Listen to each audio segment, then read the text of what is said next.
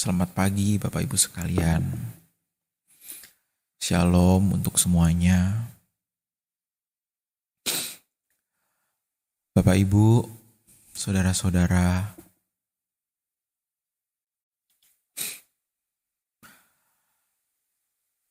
di dalam Roma 12 ayat yang pertama dikatakan bahwa karena itu saudara-saudara demi kemurahan Allah, aku menasehatkan kamu supaya kamu mempersembahkan tubuhmu sebagai persembahan yang hidup, yang kudus, dan yang berkenan kepada Allah. Itu adalah ibadahmu yang sejati. Sekali lagi saya bacakan. Karena itu saudara-saudara demi kemurahan Allah, aku menasihatkan kamu supaya kamu mempersembahkan tubuhmu sebagai persembahan yang hidup, yang kudus dan yang berkenan kepada Allah. Itu adalah ibadahmu yang sejati. Saudara, kita hanya bisa mempersembahkan tubuh kita sebagai satu persembahan hanya ketika kita masih hidup. Karena itu dikatakan sebagai satu persembahan yang hidup.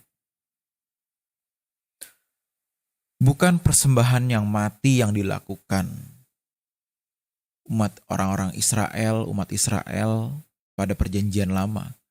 Ketika mereka harus memotong satu domba yang gemuk, yang lemaknya banyak, yang dibakar agar keharumannya itu sampai kepada Allah. Ini menurut mereka zaman dulu ya. Tetapi bagi kita umat perjanjian baru Bapak Ibu, tentu kita tidak mempersembahkan korban seperti itu lagi. Karena yang Allah tuntut adalah bagaimana kita mempersembahkan tubuh kita sebagai satu persembahan yang hidup. Bukan persembahan yang mati.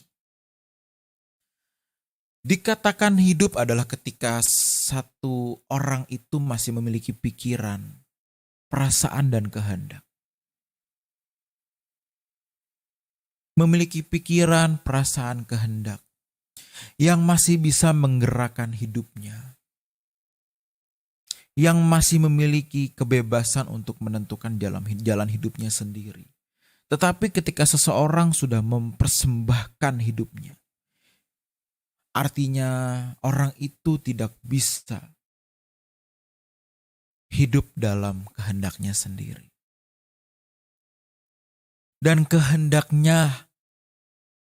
bebasnya sebagai satu manusia utuh. Kehendak inilah yang dipersembahkan kepada Tuhan, Bapak Ibu, saudara sekalian, dan teman-teman semua. Kehendaknya lah yang dipersembahkan. Keinginannya lah yang dipersembahkan. Tujuan hidupnya lah yang dipersembahkan. Harapannya lah yang dipersembahkan. Bukan sekedar mempersembahkan waktu kita bangun pagi untuk berdoa. Walaupun hal ini adalah satu hal yang baik.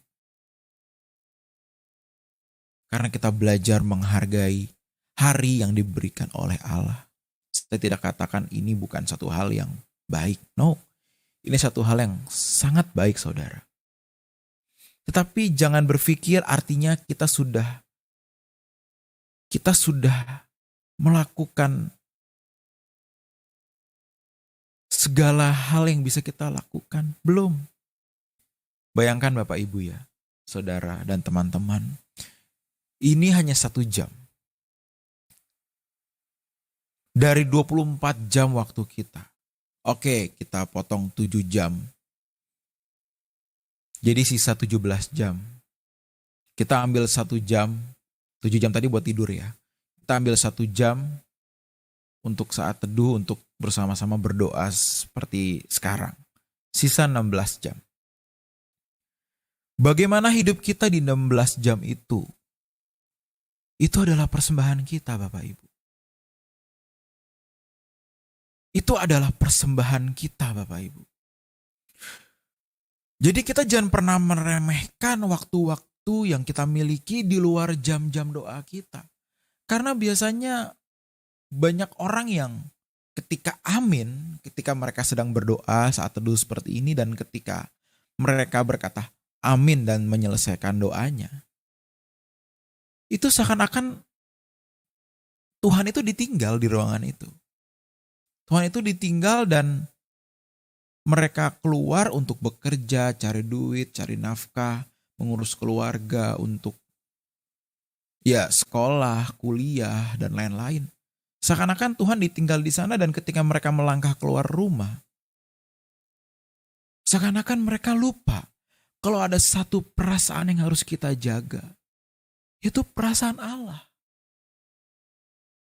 Perasaan Allah yang harus kita jaga setiap hari, setiap saat, saudara sekalian. Dan kalau orang tidak memiliki satu kesadaran kalau mereka harus menjaga perasaan Allah, mereka hanya terlihat kudus ketika mereka berdoa. Bahkan itu pun bukan kekudusan yang sesungguhnya. Bukan kekudusan yang sesungguhnya.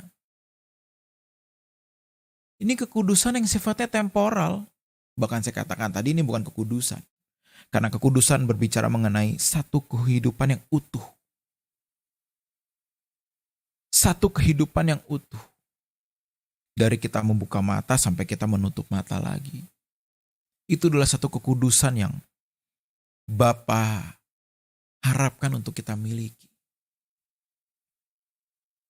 Kita tidak bisa hanya berdoa, hanya membawa Allah, mengharapkan kehadiran Allah hanya dalam 1 jam ini saja Bapak Ibu.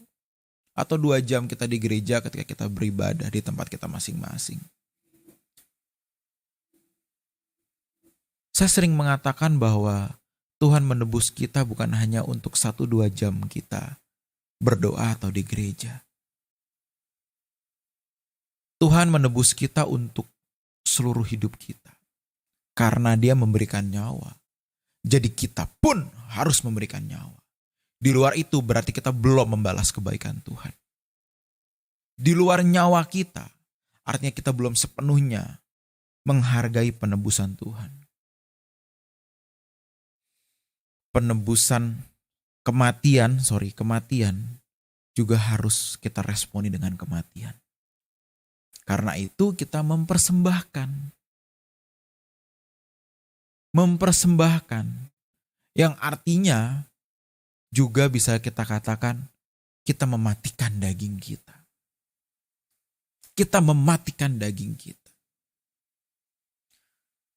Karena itu berhati-hatilah ketika kita mulai keluar dari ruangan ini Bapak Ibu, saudara sekalian. Berhati-hatilah kenapa? Perasaan Allah yang harus kita jaga di luar sana. Perasaan Allah yang harus kita jaga ketika kita berkomunikasi dengan ojek online, dengan sopir taksi, dengan bawahan kita, dengan asisten rumah tangga kita. Itu ada perasaan Allah di sana. Bukan hanya perasaan orang yang di mana kita berkomunikasi. Bukan hanya kalau bawahan kita berbuat salah, kita takut menegur karena takut dia sakit hati. Bukan hanya itu. Tetapi kalau aku melukai dia lewat perkataanku yang salah, aku pun melukai hati Allah. Karena biar bagaimanapun, orang ini pun anak Allah. Jadi kalau kita melukai dia, kita melukai anaknya Allah. Anaknya Bapa di surga, Bapak Ibu. Karena itu ketika kita menjaga perasaan orang lain, kita pun menjaga perasaan Allah. Sosial media kita, Bapak Ibu, salah satu media yang sangat sering mendukakan Allah. Karena jempol lebih cepat bergerak dibanding lidah kadang-kadang. Orang bebas ngomong apapun di sosial media. Dan Indonesia, negara kita memiliki satu budaya yang mungkin tidak untuk semua orang ya. yang sangat mudah mengucapkan berbagai macam hal di sosial media. Anaknya Bapak Ridwan Kamil yang masih hilang di salah satu sungai di Swiss.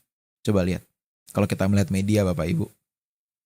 Orang Indonesia memberikan rating jelek sungai itu. Karena anaknya hilang. Ya satu sisi, ya saya sih nggak mau komentar apapun ya Bapak Ibu ya. Tapi ratingnya menjadi jelek karena ya itu namanya netizen. Yang memberikan rating jelek dan katakan, wah sungainya berbahaya nih, lebih baik sungai di Indonesia nih. Dengan berbagai macam komen ya Bapak Ibu ya. Belum kalau ada satu negara yang mungkin mengucapkan something tentang Indonesia. Lihat deh netizen, bacanya netizen ya. Bukan netizen, kita malah banyak menyebutnya netizen. Netizen Indonesia menyerang.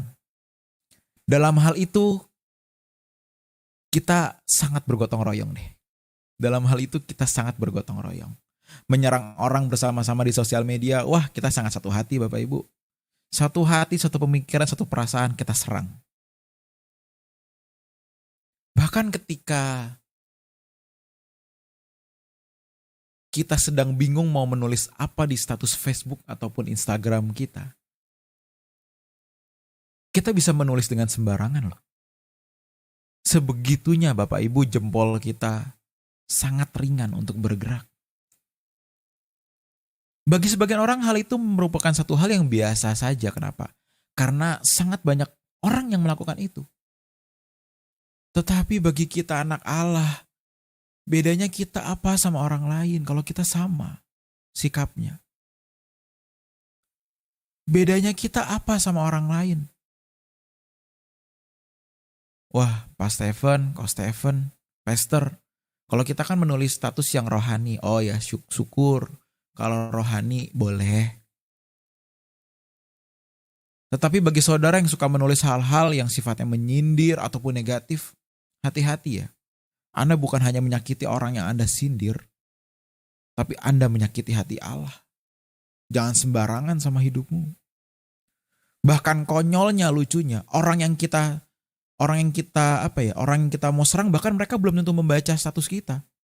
Orangnya nggak tahu, orangnya bahkan nggak peduli. Tetapi ternyata kita menyakiti Allah. Loh, kita jadi menyerang Allah. Konyol, sangat amat konyol. Saya tidak sedang menyindir siapapun karena ya ini semua mengalir saja. Ini semua mengalir saja Bapak Ibu. Tetapi pesan saya sebelum kita menutup doa pagi kita di ini hari apa ya? Hari Kamis. Berhati-hatilah dalam segala hal. Ingat, hidupmu adalah persembahan. Lidahmu adalah persembahan. Jempolmu yang biasa kau gunakan untuk sosial media, itu adalah persembahan kepada Allah. Jadi berhati-hatilah dalam segala hal. Jaga perasaan Allah di atas perasaanmu sendiri. Selamat berjuang Bapak Ibu di hari Kamis ini. Yuk kita mulai jaga lidah, pikiran, tangan, bahkan jempol kita. Yuk kita belajar menahan itu mulai dari hari ini. Dan ke depan komunitas doa pagi ini, saya harapkan isinya adalah orang-orang yang tidak sembarangan menulis atau mengucapkan apapun terhadap orang lain. Artinya kita berubah. Artinya kita semakin berkenan.